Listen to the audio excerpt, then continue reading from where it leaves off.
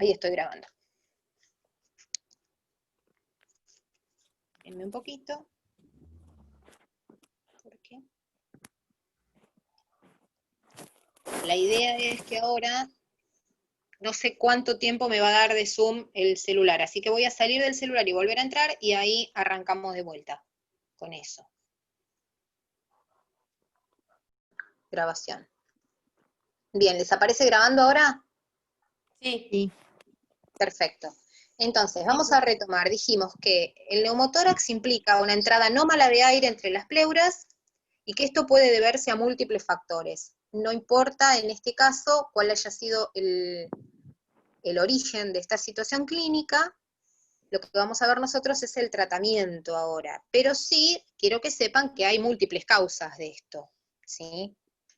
Y acá tienen, por ejemplo, todo lo que llamamos neumotórax espontáneo secundario, es decir, situaciones clínicas que pueden generar que el paciente haga una respuesta a distancia inclusive, que el problema no sea pulmonar específicamente y el paciente haga un neumotórax espontáneo. Es decir, ¿qué significa espontáneo? No traumático, no mediado por una causa física que haya hecho que el paciente tenga esa entrada de aire a la pleura. Y fíjense que tienen cuestiones de la vía aérea, cuestiones infecciosas pulmonares, las enfermedades del tejido conectivo, ¿sí? Sobre todo, la artritis reumatoidea y el lupus eritematoso sistémico son dos enfermedades del tejido conectivo que son autoinmunes y que producen en alguna fase de su enfermedad, pueden producir en el paciente neumotórax o pioneumotórax, que es lo mismo que decir empiema, ¿sí? O sea que fíjense que hay un montón de situaciones, incluidas el cáncer, ¿sí? Incluido la endometriosis. Hay endometriosis torácica, aunque ustedes no lo crean, y hay una cantidad de líquido, aire, puede haber sangre en la pleura, hay endometriosis ocular, así que imagínense las famosas vírgenes que lloraban sangre, o esas mujeres que lloraban sangre, ¿no? Si no se trataba por ahí de una endometriosis ocular. No quiero meterme en discusiones de tipo religiosas, digo que podría deberse a fenómenos de esas características independientemente de la fe de la señorita que hacía este fenómeno, ¿no? Como si uno busca eventos en el pasado, puede llegar a encontrar patologías que hoy conocemos y que en otros momentos no. Digo porque pueden encontrarse toneladas de causas que pueden provocar neumotórax, hemotórax, empiema, derrame pleural, ¿sí? Y acá lo que tienen es, yo traté de más o menos arreglar un poco la diapo porque estaba toda en inglés. Esto está sacado de la TLS, del curso de trauma del Colegio de Cirujanos de Estados Unidos, donde se estudia cómo se trata esto. Y acá lo que ven es justamente, fíjense, la masa de pulmón colapsado, todo esto es aire entre las pleuras, todo esto que están viendo acá es aire entre las pleuras, ¿sí? Acá tienen la pleura visceral y la pleura parietal separada por apenitas de líquido, ¿sí? Que la están viendo acá, el tejido de la pleura, que yo les decía que está íntimamente ligada al pulmón, que es la pleura visceral, y luego la pleura parietal, que está pegada, como yo les dije, a las costillas, a la capa muscular que hay entre las costillas, que son los músculos intercostales, luego viene el tejido graso y por último la piel, ¿sí? Cuando ustedes ven esto, así es mucho más fácil que imaginarlo, por eso me interesó mucho en esta clase ponerles la mayor cantidad de imágenes posibles, para que ustedes vean lo que tiene que ver con la arquitectura pulmonar que está comprometida. En este caso lo llamamos muñón a este pulmón, está como colapsado, ¿sí? Hay que reexpandirlo este pulmón a fuerza de sacar todo este aire de acá, dejar que este pulmón vuelva nuevamente por su cuenta a su tamaño habitual. Y fíjense en lo que yo les decía, esto es la tráquea con sus anillos, ¿sí? Si la lesión aquí al exterior es mayor al 75% del diámetro de este caño que ofrece resistencia al pasaje del aire, el aire va a entrar por acá. Por ende, el aire le va a resultar mucho más cómodo pasar a la pleura que ingresar acá, que esto se va achicando, achicando, achicando, achicando hasta llegar a los alvéolos. Por eso es que los neumotórax traumáticos tienen que tratarse rápidamente cerrando ¿qué cosa? Cerrando esto que ustedes están viendo acá, la herida aspirante. Esto que yo les contaba hace un ratito en teoría, ahora lo estamos viendo en el diseño. Fíjense, acá tienen el mismo pulmón colapsado, el mismo neumotórax, pero acá hubo una entrada de aire desde el exterior. Pero también podía haber sido una salida desde los alvéolos.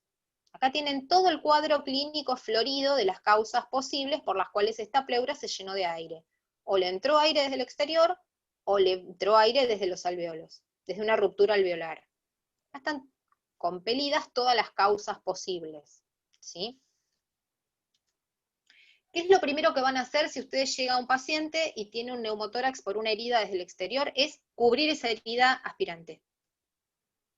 ¿Cómo van a cubrir la herida aspirante? La van a cubrir con un apósito, en este caso en el diseño tiene un papel film de estos de metal, de aluminio, pero lo pueden hacer con un pedazo de plástico también, ¿sí? Y lo van a cubrir cerrándolo en 3 lugares de 4. ¿Ven que tiene 3 telas adhesivas puestas?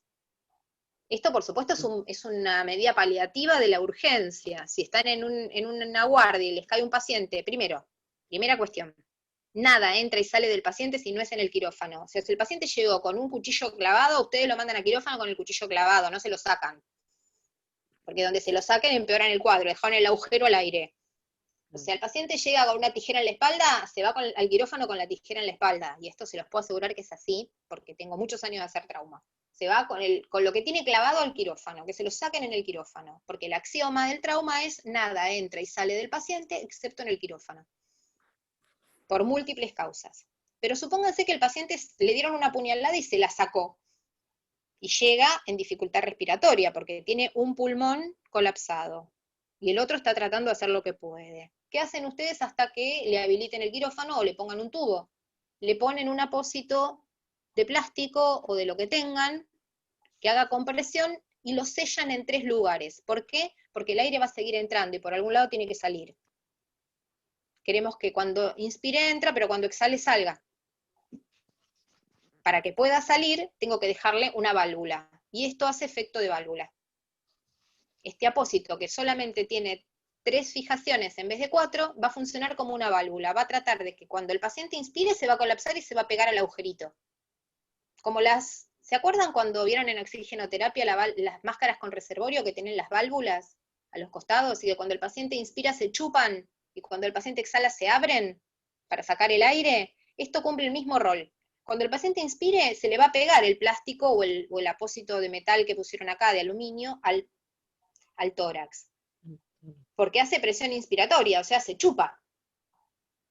Cuando exhale, hay que dejarlo que salga el aire. Entonces se va a bombar y el aire va a salir por el agujerito. Si ustedes lo tapan en 4, ni entra ni sale, pero va a entrar aire por otro lado y eso no va a poder salir por ningún lado. Por ende va a ser un neumotórax hipertensivo, que es lo que no queremos porque es una urgencia.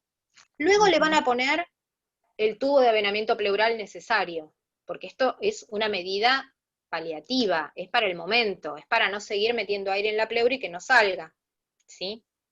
Nada más.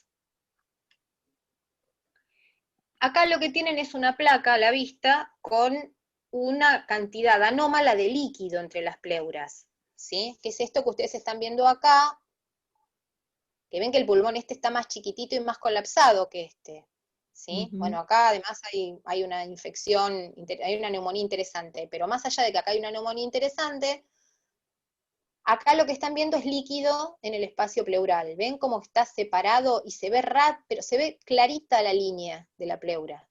Eso es lo que tiene la pleura. La pleura te permite ver bien el despegamiento de las dos pleuras y la línea que define que el aire o el líquido está de este lado y no acá. No sé si lo estoy explicando de manera que se entienda, porque a veces es difícil explicar estas cosas así con un dibujito o con una placa y nada más. Pero yo quiero que aprecien cómo es realmente una lámina lo que se ve de líquido entre las dos pleuras. La otra pleura no la vemos porque está pegada a las costillas, pero la visceral la estamos viendo acá, ¿sí? Normalmente no es algo que veamos, vemos la definición del pulmón, ¿sí? ¿Ven cómo se ve toda la definición del pulmón? Acá lo que estamos viendo es que acá en este espacio hay líquido. ¿Y por qué sabemos que hay líquido? Porque lo que estamos viendo está blanco, no está negro. Donde está el aire se ve negro en la placa. Donde hay líquido se ve blanco.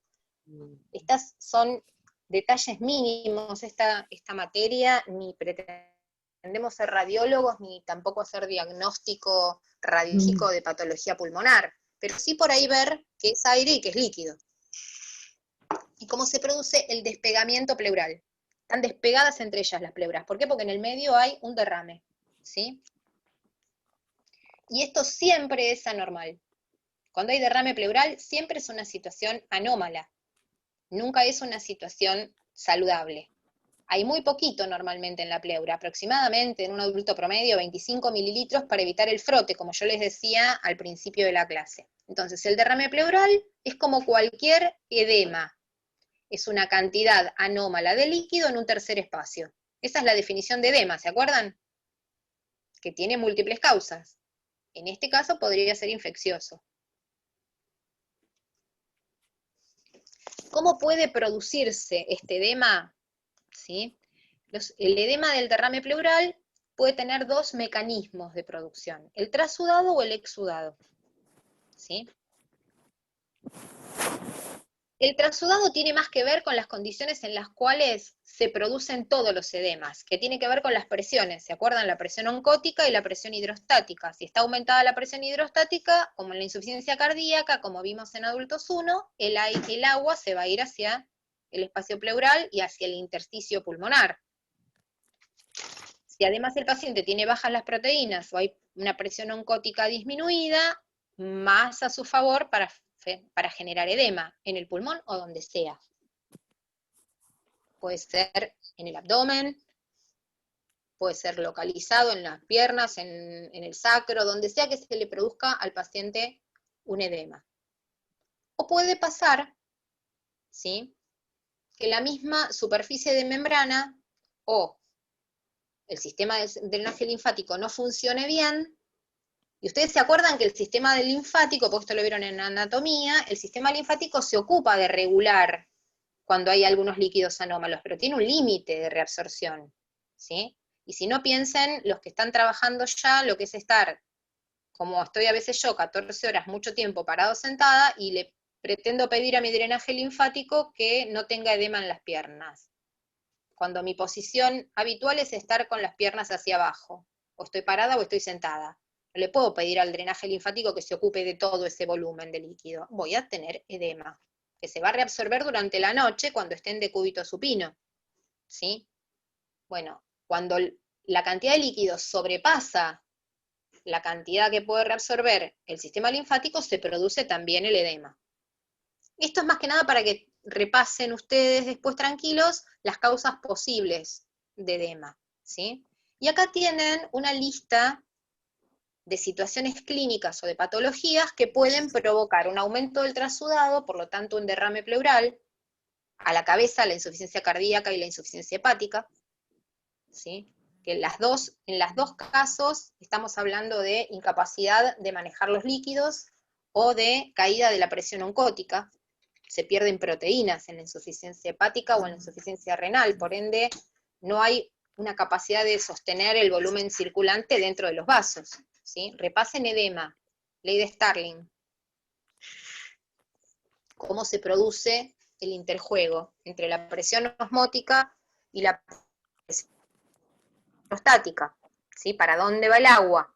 En todos estos casos van a tener dificultades, el paciente va a tener dificultades para sostener el agua dentro del intravascular, por ende se va a ir a un tercer espacio. En este caso estamos hablando de la pleura, pero podría ser una cirrosis hepática con el abdomen lleno de líquido, la citis. O edema generalizado, que es la nasarca. Las causas más o menos que tienen acá, todas se relacionan con estas dos fuerzas que sostienen los líquidos dentro de los compartimientos, que son la presión oncótica y la presión hidrostática. Oncótica o coloidosmótica, como sea que la encuentren. Y después tenemos todo lo que tiene que ver con las membranas y con el sistema linfático, que es el exudado, ¿sí? Y acá hay un montón de situaciones que pueden aumentar el exudado. Desde las infecciones o tumores, hasta un TEP, que es un tromboembolismo pulmonar, que no siempre es sangre, a veces puede ser simplemente un trasudado consolidado, ¿sí? Respuestas a fármacos, las famosas distrés también relacionados con fármacos, trauma, la respuesta a ciertas cirugías aumentan el exudado, ¿sí? Algunos tratamientos como la radioterapia en cáncer de pulmón puede provocar edema de pulmón, perdón, puede provocar derrame pleural, puede provocar edema de pulmón, pero más que nada puede provocar derrame pleural. Lo que yo les decía de la artritis reumatoidea y el lupus, porque hay un aumento del exudado y también hay una diferencia en lo que, en la misma membrana, por la enfermedad es una enfermedad del colágeno, entonces están afectadas las membranas. O sea, como ven, hay un montón